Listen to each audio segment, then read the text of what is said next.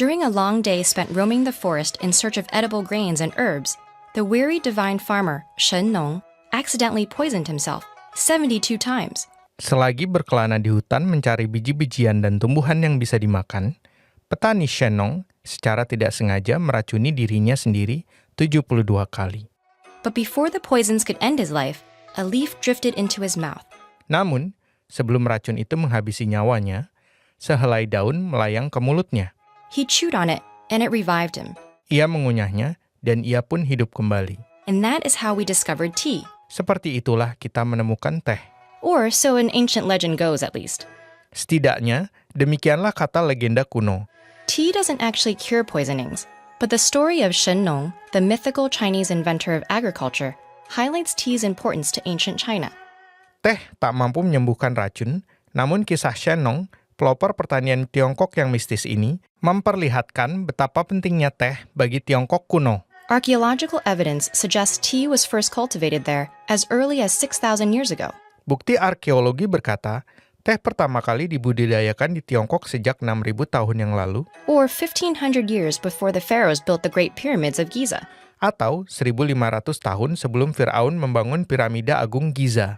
That original Chinese tea plant is the same type that's grown around the world today. Tanaman teh Tiongkok zaman itu sama jenisnya dengan yang sekarang ditanam di seluruh dunia. Yet it was originally consumed very differently. Namun, dahulu dikonsumsi dengan cara yang sangat berbeda. It was eaten as a vegetable or cooked with grain porridge. Saat itu, teh dimakan layaknya sayuran atau dimasak dengan bubur biji-bijian. Tea only shifted from food to drink 1,500 years ago, when people realized that a combination of heat and moisture could create a complex and varied taste out of the leafy green.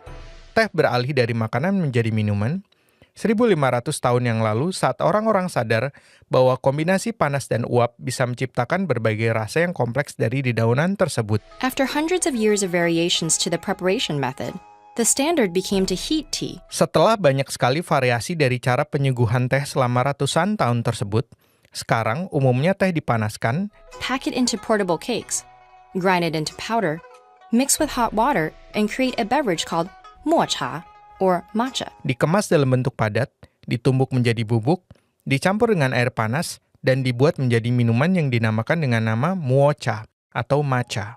Matcha became so popular that a distinct Chinese tea culture emerged. Matcha menjadi sangat populer dan terciptalah budaya teh Tiongkok yang unik.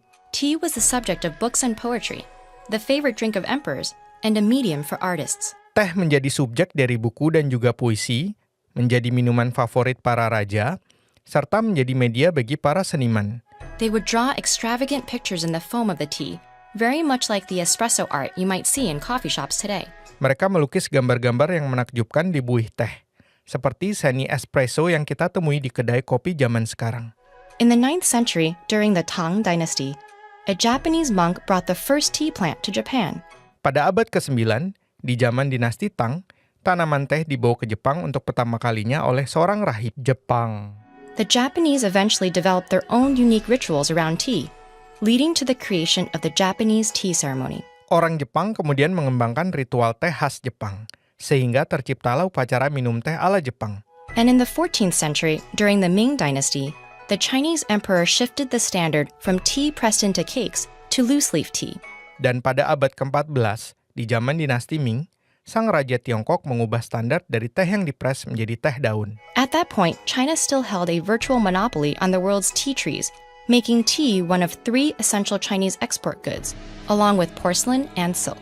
Saat itu, Tiongkok masih mempunyai monopoli penuh atas pohon teh di dunia. Dan teh pun menjadi salah satu dari 3 barang ekspor Tiongkok terpenting, di samping tembikar dan sutra. This gave China a great deal of power and economic influence as tea drinking spread around the world. Tiongkok pun memiliki kekuatan dan pengaruh ekonomi yang besar seiring dengan penyebaran kebiasaan minum teh di dunia. That spread began in earnest around the early 1600s when Dutch traders brought tea to Europe in large quantities. Penyebaran itu benar-benar dimulai sekitar awal tahun 1600-an, saat pedagang Belanda membawa teh ke Eropa dalam jumlah yang besar. Many credit Queen Catherine of Braganza, a Portuguese noblewoman, for making tea popular with the English aristocracy when she married King Charles II in 1661. Ratu Catherine Braganza, seorang wanita bangsawan yang berasal dari Portugal, mempopulerkan teh di kalangan aristokrat Inggris ketika beliau menikahi Raja Charles II pada tahun 1661. At the time, Great Britain was in the midst of expanding its colonial influence and becoming the new dominant world power. Saat itu, Britania Raya berupaya melebarkan pengaruh koloninya, serta menjadi kekuatan baru yang menguasai dunia. And as Great Britain grew, interest in tea spread around the world. Seiring berkembangnya Britania Raya, minat terhadap teh pun menyebar luas. By 1700, tea in Europe sold for 10 times the price of coffee, and the plant was still only grown in China. Pada tahun 1700, teh di Eropa dijual dengan harga 10 kali lipat lebih mahal dari harga kopi. Dan teh pada saat itu masih ditanam hanya di Tiongkok saja. The tea trade was so lucrative that the world's fastest sailboat, the Clipper ship, was born out of intense competition between Western trading companies. Bisnis teh sangat menguntungkan sehingga kapal Clipper, kapal layar tercepat di dunia, lahir dari ketatnya persaingan di antara para sekutu dagang barat. All were racing to bring their tea back to Europe first to maximize their profits. Semua berlomba untuk lebih cepat membawa teh ke Eropa demi memaksimalkan laba. At first, Britain paid for all this Chinese tea with silver. Awalnya, Inggris membayar teh Tiongkok tersebut dengan menggunakan perak. When that proved too expensive, they suggested trading tea for another substance, opium. Saat perak dianggap terlalu mahal, mereka menawarkan untuk menukar teh dengan bahan lain, yaitu opium. This triggered a public health problem within China, as people became addicted to the drug. Opium menyebabkan masalah kesehatan di Tiongkok karena orang-orang menjadi kecanduan. Then, in 1839, a Chinese official ordered his men to destroy massive British shipments of opium as a statement against Britain's influence over China. Pada tahun 1839, seorang pejabat Tiongkok memerintahkan bawahannya untuk memusnahkan secara massal kiriman opium Inggris sebagai perlawanan terhadap pengaruh Inggris atas Tiongkok. This act triggered the first opium war between the two nations. Aksi ini mencetuskan perang candu pertama antara kedua negara tersebut. Fighting raged up and down the Chinese coast until 1842. Terjadilah pertempuran di sepanjang pesisir Tiongkok hingga tahun 1842, when the defeated Qing dynasty ceded the port of Hong Kong to the British and resumed trading on unfavorable terms. Dan saat dinasti Qing kalah, mereka menyerahkan pelabuhan Hong Kong kepada Inggris dan melanjutkan perdagangan dalam situasi yang tidak menguntungkan. The war weakened China's global standing for over a century. Perang itu melemahkan kedudukan Tiongkok di dunia selama lebih dari 1 abad.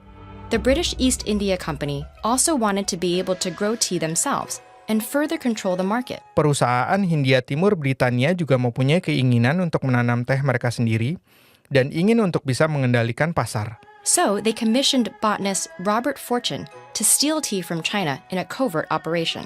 Kemudian ahli botani Robert Fortune ditugaskan untuk mencuri teh dari Tiongkok dalam sebuah operasi rahasia. He disguised himself and took a perilous journey through China's mountainous tea regions, eventually smuggling tea trees and experienced tea workers into Darjeeling, India. Ia menyamar dan menempuh perjalanan yang berbahaya melewati daerah pegunungan teh di Tiongkok dan menyelundupkan pohon teh serta pekerja teh berpengalaman ke Darjeeling, India. From there, the plant spread further still, helping drive tea's rapid growth as an everyday commodity. Dari sana, tanaman teh menyebar lebih jauh dan mempercepat pertumbuhan teh sebagai komoditas sehari-hari. Today, tea is the second most consumed beverage in the world, after water. Hari ini, teh merupakan minuman kedua yang paling banyak dikonsumsi setelah air putih. And from sugary Turkish Riza tea to salty Tibetan butter tea, there are almost as many ways of preparing the beverage as there are cultures on the globe. Mulai dari teh Rize Turki yang manis, hingga teh mentega Tibet yang asin, ada banyak sekali cara di dalam menyuguhkan minuman ini, sebanyak jumlah budaya yang ada di dunia ini. Dibacakan oleh Iman Prabawa.